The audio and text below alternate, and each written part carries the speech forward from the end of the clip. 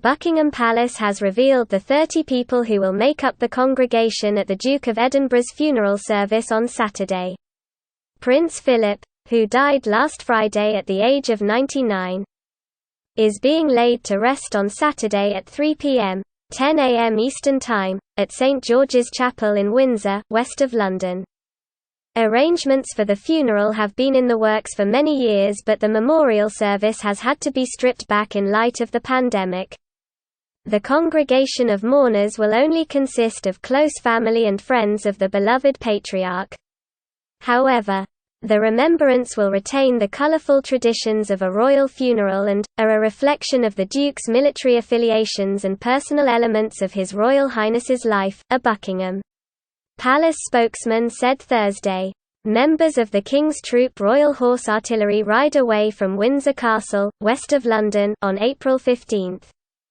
Soldiers from the Welsh Guards bow their heads as they rehearse for Prince Philip's funeral in Woking, England on Wednesday.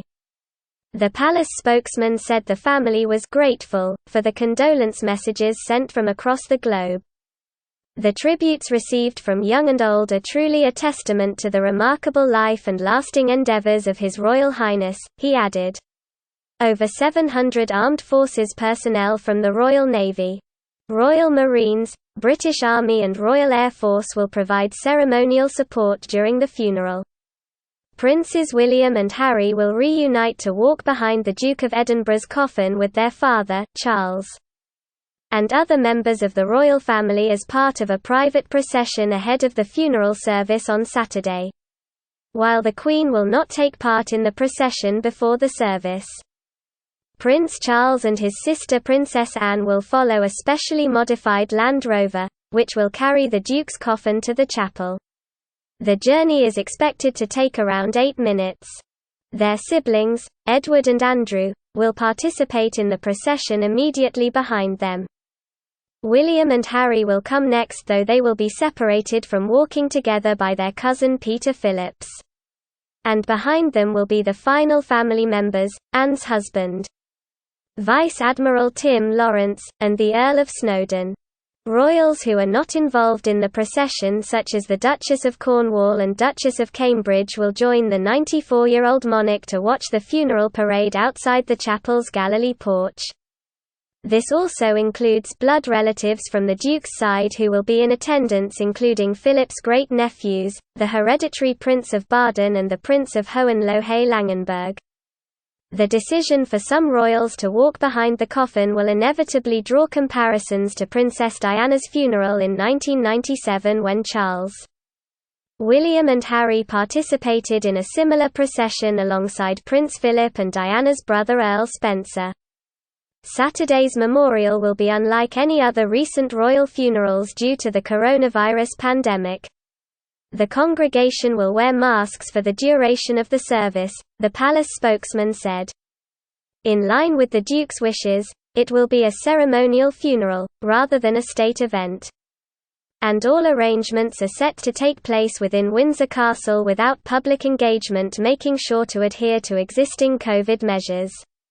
In a break with tradition, members of the royal family will not be dressed in military uniform and instead don mourning coats with medals or day dress, the spokesman added. The subject of clothing emerged in recent days after some British media reported Prince Andrew wished to wear an admiral's uniform. Andrew stepped back from his royal duties in 2019 over his ties to disgraced financier and convicted paedophile Jeffrey Epstein. The Duke of York joined the Royal Navy in 1979 as a seaman officer, sub-specializing as a pilot. He was promoted to the rank of Vice Admiral in 2015 when he turned 55. He was due to be elevated to Admiral upon his 60th birthday, but that did not come to be in the wake of a disastrous interview with the BBC when he discussed his relationship with Epstein. The decision against uniforms will also solve a dilemma facing the family, as Prince Harry recently lost his honorary military titles when he chose to step down as a senior royal with his wife Meghan. Last March, Harry was enlisted with the British Armed Forces for nearly a decade before ending his military service in 2015. He served 2 tours in Afghanistan and achieved the rank of captain in 2011. He has also qualified as an Apache aircraft commander. During the service, a choir of 4 will sing music selected by Philip for the occasion. They will be seated in the nave, socially distanced from the assembled family members and close aides. One notable absence will be the lack of congregational singing, which is currently prohibited by public health guidelines.